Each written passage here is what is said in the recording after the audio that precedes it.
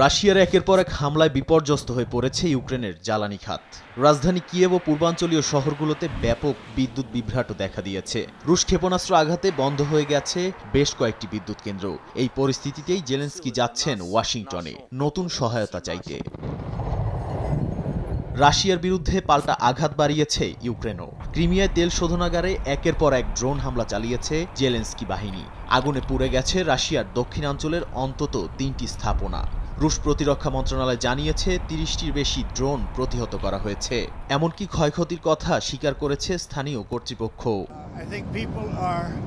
এরই মধ্যে রুশ প্রেসিডেন্ট ভ্লাদিমির পুতিনকে কড়া বার্তা দিয়েছেন মার্কিন প্রেসিডেন্ট ডোনাল্ড ট্রাম্প। হুঁশিয়ারি দিয়ে বলেন, যুদ্ধ বন্ধ না হলে ইউক্রেনের হাতে যাবে টমাহক ক্ষেপণাস্ত্র। মার্কিন সংবাদ মাধ্যম জানায় এটি ট্রাম্পের সবচেয়ে সরাসরি সামরিক হুমকি। এই ক্ষেপণাস্ত্রটি ১ মিনিটে ৮০০ মাইল দূরের লক্ষ্যবস্তু ধ্বংস করতে পারে। বিশেষজ্ঞরা বলছেন, ইউক্রেনের হাতে টমাহক এলে যুদ্ধের ভারসাম্য পাল্টে যেতে পারে।